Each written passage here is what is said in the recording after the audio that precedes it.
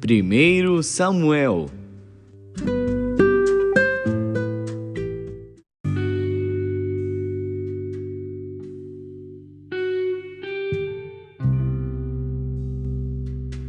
Primeiro Samuel, capítulo 26. E vieram os ifeus a Saul, a Gibeá, dizendo: Não está Davi escondido no outeiro de Aquilá, defronte de Gesimom? Então Saul se levantou e desceu ao deserto de Zife, e com ele 3.000 homens escolhidos de Israel, a buscar a Davi no deserto de Zife. E acampou-se Saul no outeiro de Aquilá, que está defronte de Gesimom, junto ao caminho. Porém Davi ficou no deserto, e viu que Saul vinha seguindo-o no deserto. Pois Davi enviou espias, e soube que Saul tinha vindo. E Davi se levantou, e foi ao lugar onde Saul se tinha acampado. Viu Davi o lugar onde se tinha deitado Saul, e Abner, filho de Ner, capitão do seu exército. E Saul estava deitado dentro do lugar dos carros, e o povo estava acampado ao redor dele. E dirigindo-se Davi a Aimeleque, o Eteu, e a Abisai, filho de Zeruia, irmão de Joabe, disse: Quem descerá comigo a Saul ao arraial?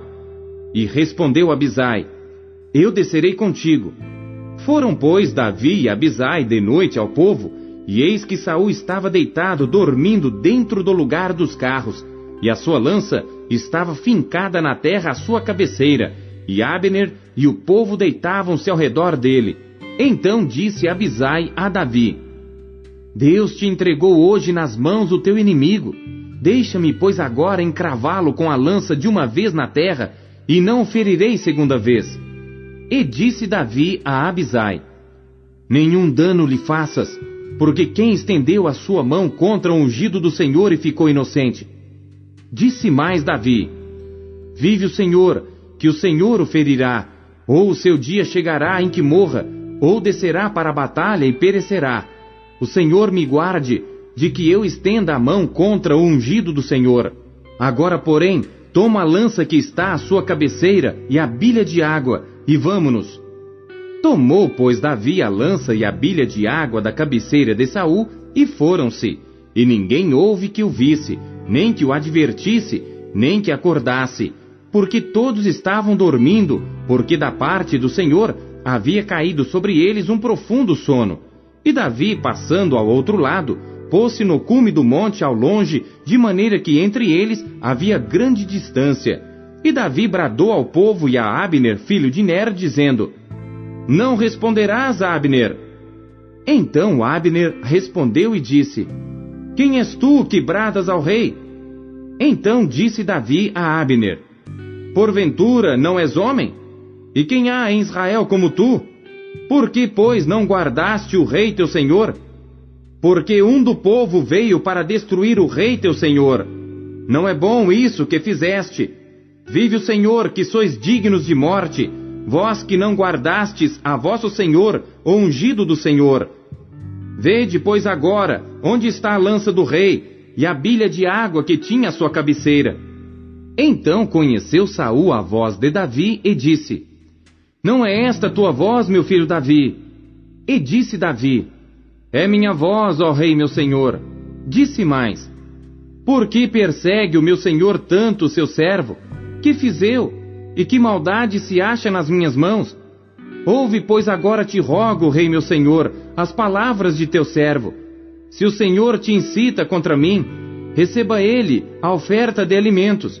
Se, porém, são os filhos dos homens, malditos sejam perante o Senhor, pois eles me têm expulsado hoje, para que eu não tenha parte na herança do Senhor, dizendo: Vai, serve a outros deuses.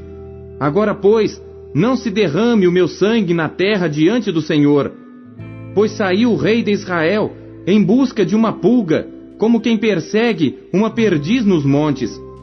Então disse Saul: Pequei. Volta, meu filho Davi, porque não tornarei a fazer-te mal, porque foi hoje preciosa a minha vida aos teus olhos. Eis que procedi loucamente, e errei grandissimamente. Davi então respondeu e disse: Eis aqui a lança do rei. venha cá um dos moços e leve-a. O Senhor, porém, pague a cada um a sua justiça e a sua lealdade. Pois o Senhor te entregou hoje na minha mão, porém não quis estender a minha mão contra o ungido do Senhor. E eis que assim como foi a tua vida hoje de tanta estima aos meus olhos, assim seja a minha vida de muita estima aos olhos do Senhor, e Ele me livre de toda a tribulação. Então Saul disse a Davi: Bendito sejas tu, meu filho Davi, pois grandes coisas farás, e também prevalecerás. Então Davi se foi pelo seu caminho, e Saul voltou para o seu lugar.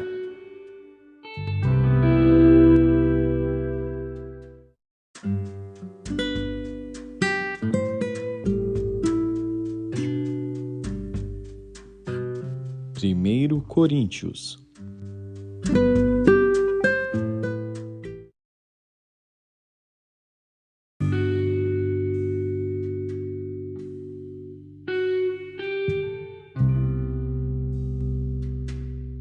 Capítulo 7. Ora, quanto às coisas que me escrevestes, bom seria que o homem não tocasse em mulher.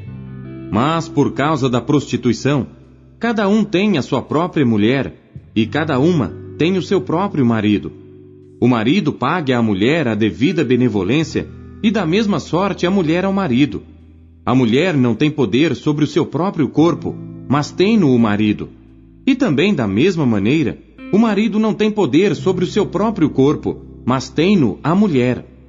Não vos priveis um ao outro, senão por consentimento mútuo por algum tempo, para vos aplicardes ao jejum e à oração. E depois, ajuntai-vos outra vez, para que Satanás não vos tente pela vossa incontinência. Digo, porém, isto, como que por permissão e não por mandamento. Porque quereria que todos os homens fossem como eu mesmo. Mas cada um tem de Deus o seu próprio dom, um de uma maneira e outro de outra. Digo, porém, aos solteiros e às viúvas, que lhes é bom se ficarem como eu. Mas se não podem conter-se, casem-se, porque é melhor casar do que abrasar-se. Todavia aos casados mando, não eu, mas o Senhor, que a mulher não se aparte do marido. Se porém se apartar, que fique sem casar, ou que se reconcilie com o marido. E que o marido não deixe a mulher. Mas aos outros digo eu, não Senhor: se algum irmão tem mulher descrente, e ela consente em habitar com ele, não a deixe. E se alguma mulher tem marido descrente, e ele consente em habitar com ela, não o deixe. Porque o marido descrente é santificado pela mulher, e a mulher descrente é santificada pelo marido. De outra sorte, os vossos filhos seriam imundos, mas agora são santos. Mas se o descrente se apartar, aparte-se. Porque neste caso, o irmão ou irmã não está sujeito à servidão, mas Deus chamou-nos para a paz. Porque de onde sabes, ó mulher, se salvarás teu marido? Ou de onde sabes, ó marido, se salvarás tua mulher? E assim cada um ande como Deus lhe repartiu, cada um como o Senhor o chamou. É o que ordeno em todas as igrejas. É alguém chamado estando circuncidado? Fique circuncidado. É alguém chamado estando incircuncidado? Não se circuncide. A circuncisão é nada, e a incircuncisão nada é, mas sim a observância dos mandamentos de Deus. Cada um fique na vocação em que foi chamado. Foste chamado sendo servo? Não te dê cuidado. E se ainda pode ser livre, aproveita a ocasião. Porque o que é chamado pelo Senhor, sendo servo, é liberto do Senhor. E da mesma maneira também o que é chamado sendo livre, servo é de Cristo. Fostes comprados por bom preço. Não vos façais servos dos homens. Irmãos, cada um fique diante de Deus no estado em que foi chamado. Ora, quanto às virgens, não tenho mandamento do Senhor. Dou, porém, o meu parecer, como quem tem alcançado misericórdia do Senhor para ser fiel. Tenho, pois, por bom, por causa da instante necessidade, que é bom para o homem o estar assim. Estás ligado à mulher? Não busques separar-te. Estás livre de mulher? Não busques mulher. Mas, se te casares, não pecas. E se a virgem se casar, não peca. Todavia os tais terão tribulações na carne, e eu quereria poupar-vos. Isto, porém, vos digo, irmãos, que o tempo se abrevia. O que resta é que também os que têm mulheres sejam como se não as tivessem, e os que choram, como se não chorassem, e os que folgam, como se não folgassem, e os que compram, como se não possuíssem, e os que usam deste mundo, como se dele não abusassem, porque a aparência deste mundo passa. E bem quisera eu que estivesseis sem cuidado. O solteiro cuida das coisas do Senhor, em como há de agradar ao Senhor. Mas o que é casado cuida das coisas do mundo, em como há de agradar à mulher. A diferença entre a mulher casada e a virgem: a solteira cuida das coisas do Senhor para ser santa, tanto no corpo como no espírito. Porém a casada cuida das coisas do mundo, em como há de agradar ao marido. E digo isto para proveito vosso, não para vos enlaçar, mas para o que é decente e conveniente, para vos unirdes ao Senhor sem distração alguma. Mas se alguém julga que trata indignamente a sua virgem, se tiver passado a flor da idade, e se for necessário, que faça o tal que quiser, não peca, casem-se. Todavia, o que está firme em seu coração, não tendo necessidade, mas com poder sobre a sua própria vontade, se resolveu no seu coração guardar a sua virgem, faz bem. De sorte que, o que a dá em casamento faz bem, mas o que não a dá em casamento faz melhor. A mulher casada está ligada pela lei todo o tempo que o seu marido vive. Mas se falecer o seu marido, fica livre para casar com quem quiser, contanto que seja no Senhor. Será, porém, mais bem-aventurada se ficar assim, segundo o meu parecer, e também eu cuido que tenho o Espírito de Deus.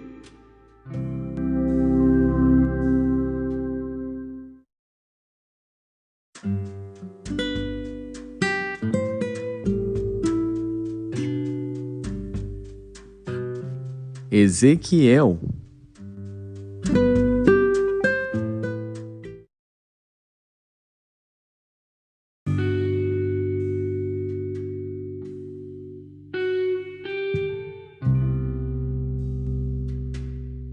Capítulo 5.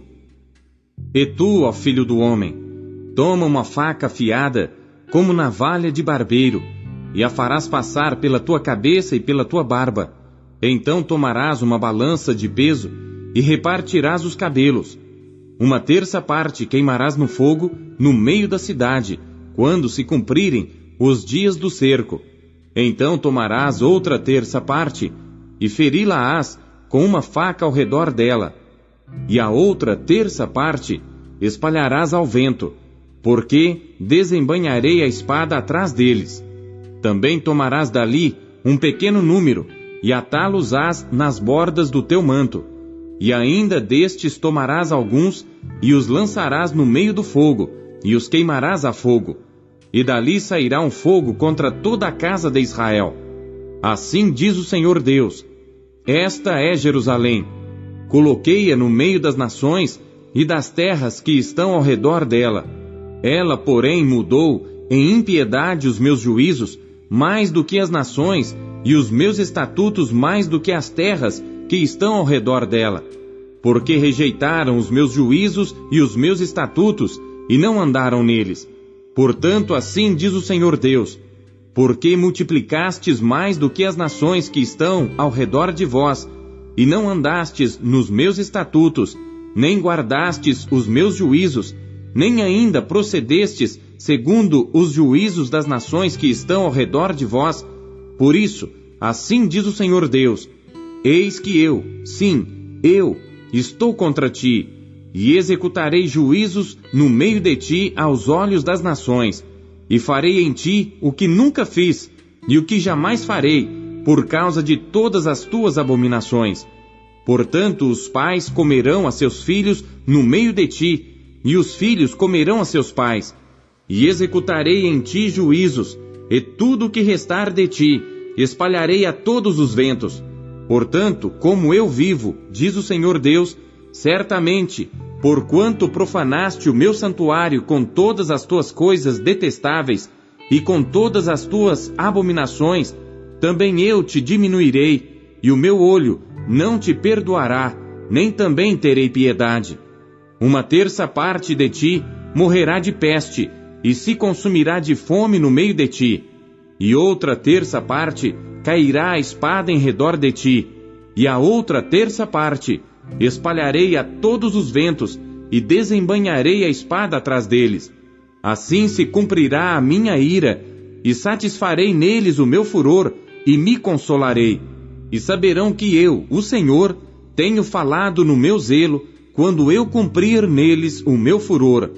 E pôr-te-ei em desolação, e por objeto de opróbrio entre as nações que estão em redor de ti, aos olhos de todos os que passarem.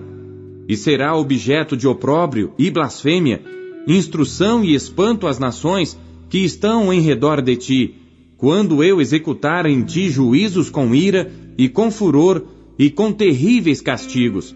Eu, o Senhor, falei. Quando eu enviar as malignas flechas da fome contra eles, que servirão para destruição, as quais eu mandarei para vos destruir, então aumentarei a fome sobre vós, e vos quebrarei o sustento do pão.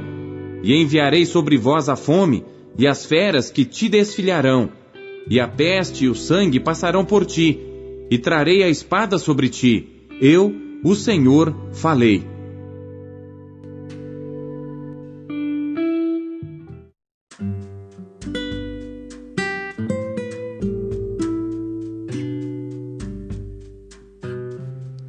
Salmos.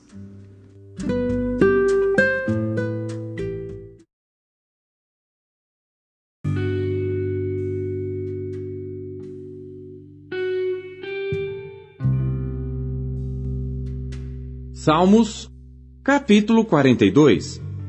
Masquil para o músico mor entre os filhos de Coré. Assim como o servo brama pelas correntes das águas, assim suspira a minha alma por ti, ó Deus. A minha alma tem sede de Deus, do Deus vivo.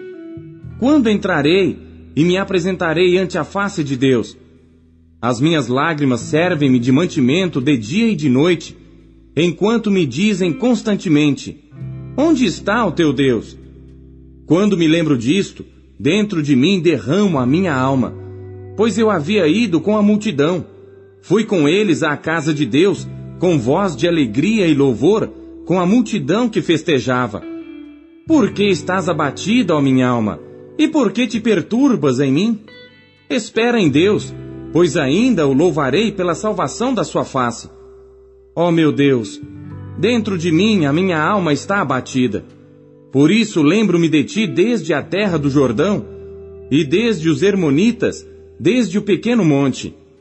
Um abismo chama outro abismo, ao ruído das tuas catadupas. Todas as tuas ondas e as tuas vagas têm passado sobre mim. Contudo, o Senhor mandará a sua misericórdia de dia, e de noite a sua canção estará comigo. Uma oração ao Deus da minha vida. Direi a Deus, minha rocha: por que te esqueceste de mim? Porque ando lamentando por causa da opressão do inimigo. Com ferida mortal em meus ossos, me afrontam os meus adversários, quando todo dia me dizem: onde está o teu Deus? Por que estás abatido, ó minha alma? E por que te perturbas dentro de mim? Espera em Deus, pois ainda o louvarei, o qual é a salvação da minha face e o meu Deus.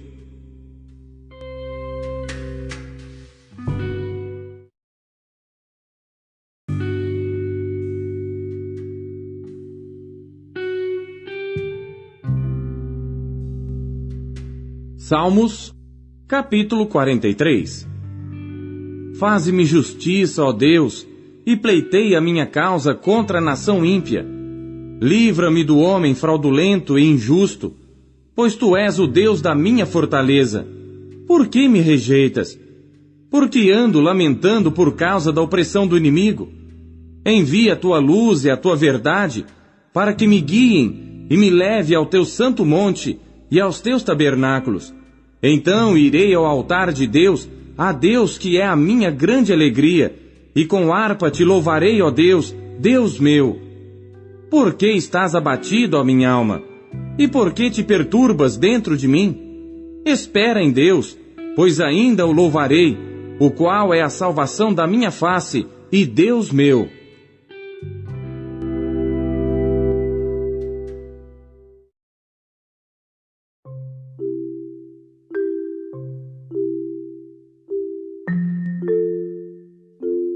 Deus fala por meio de sua palavra. O que ele lhe disse hoje